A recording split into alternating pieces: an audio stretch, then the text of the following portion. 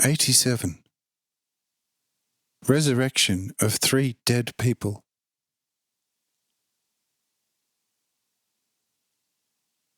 I say, "Go, and lead both of them to me." Shabby goes and brings both of them to me. But I ask them whether they would wish to become fully healthy and strong again. Both say, "Yes, Lord, if this is possible. But the strange poison has made me quite paralyzed in all my limbs, and I can only move myself forward with great effort. And look at this poor, withered flower of a wife. She is ruined in her body for all her life. Oh, Jehovah, why did such a terrible thing have to happen to us?" I say, "But I want you to be as healthy and cheerful and look as you did when you got married." When I had said this, something like a flame rushed through both of them, and they were immediately as healthy and strong as if nothing had ever been wrong with them. And their bodies looked the same, and even more so, than on their wedding day. They were extremely amazed, for such a thing had never been experienced before in Persia.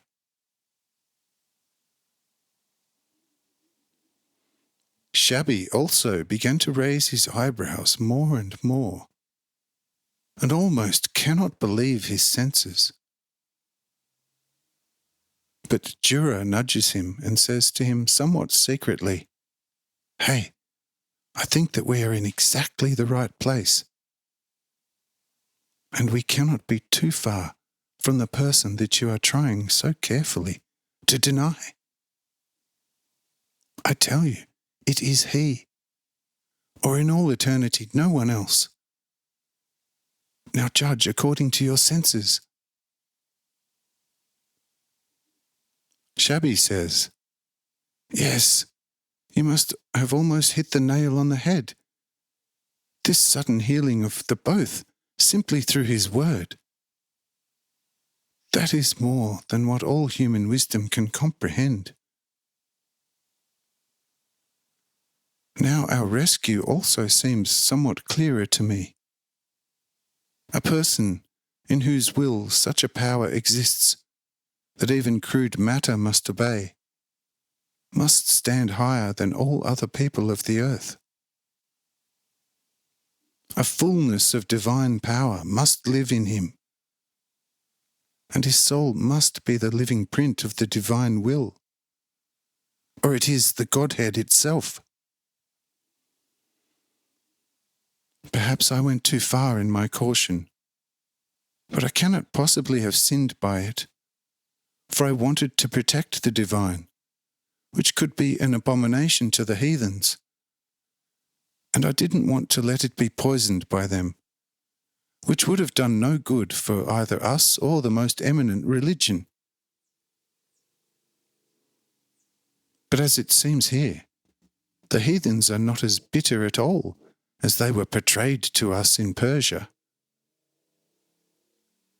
It can hardly be accepted that the endlessly proud supreme governor Cyrenius should not know what was behind this miracle worker. But if he knows it and calls him a lord, he will then have the very best reason for it. For all the weapons of Rome must be too few and too weak against such a will.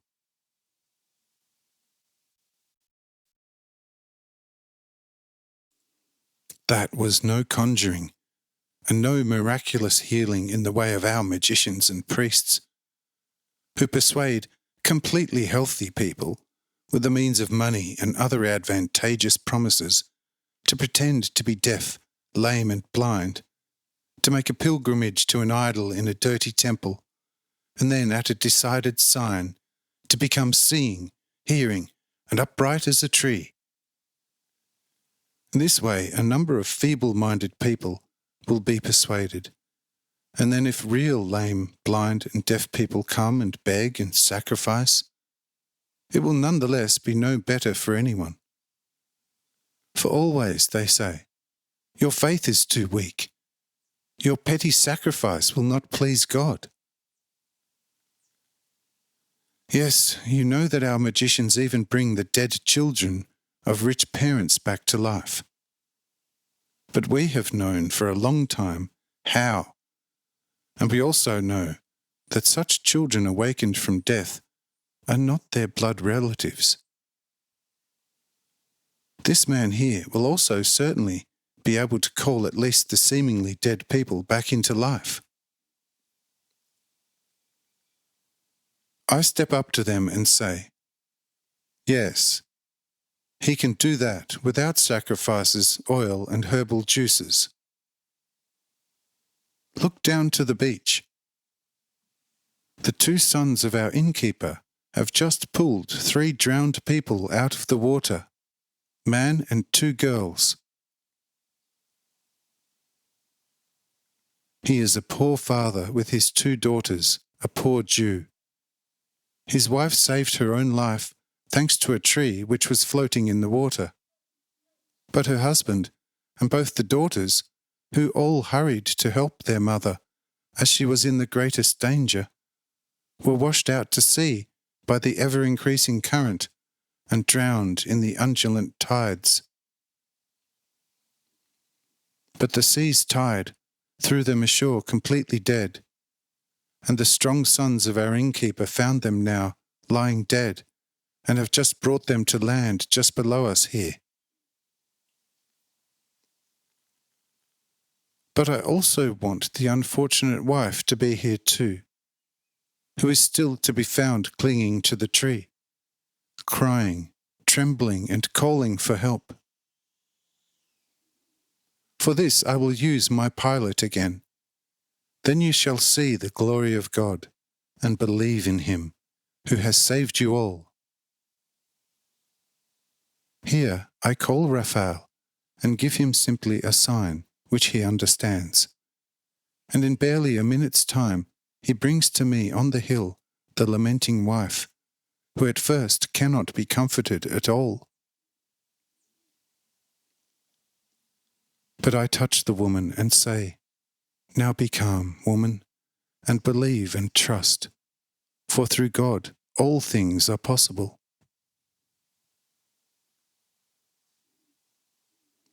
Then the woman becomes calmer, but says, I know well that all things are possible for God, but I also know that I, as a sinner, am not worthy of the mercy of God. Oh, what a purest heart must a person have in order to be worthy of the very least mercy from God.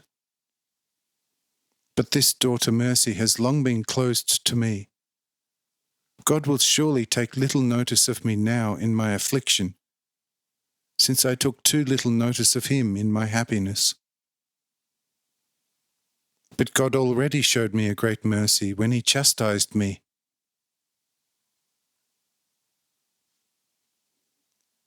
I say, how would it be then if I gave you back your husband and both your daughters? The woman says, only God will be able to give them back to me on Judgment Day, for they lie buried in the flood and are dead. You could certainly give me the dead if they have been pulled out of the sea by Mark's sons. But living, never again, for they must already have been completely dead for several hours. Then I say to the angel, bring the 3 corpses here. And the angel immediately brings the 3 to the hill and lays them at my feet. The woman immediately recognizes in the corpses her husband and her 2 daughters, and also immediately begins to weep bitterly.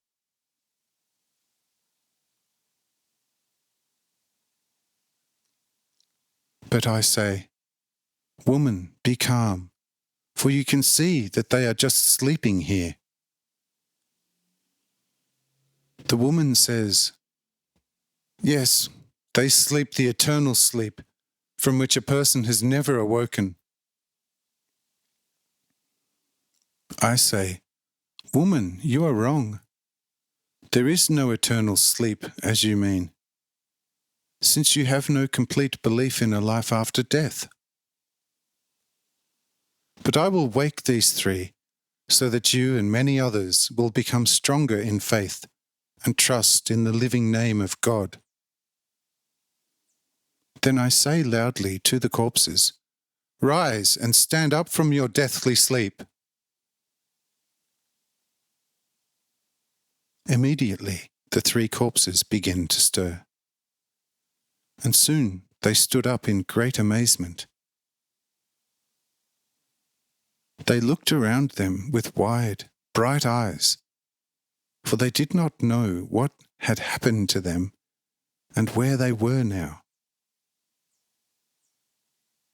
But I now say to the woman, "Go and explain to them where they are now and what has happened to them." When you have composed yourselves again and recognized each other, we will speak in more detail about it. But the woman falls before me to the ground, and for amazement cannot pronounce a single word.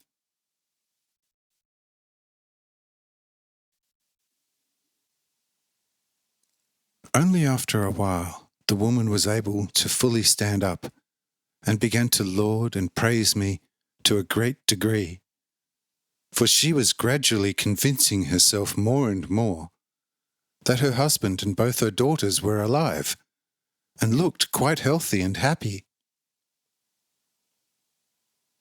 But I turned her attention again to the risen, so she could talk to them and explain that she was the rescued wife of the man and the true mother of both the girls.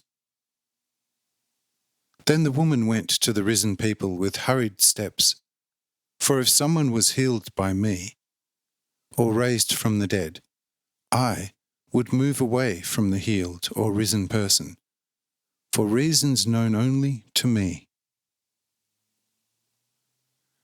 Reaching the risen, she immediately identified herself and was immediately recognized by the risen with the greatest and most cheerful amazement, and greeted in the warmest way.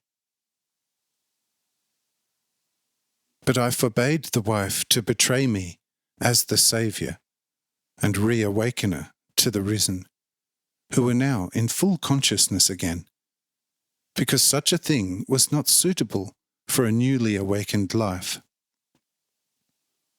Only after she would receive a sign from me could she give me away. Something that the woman observed, although her husband begged her most imploringly to show him the miracle-working benefactor.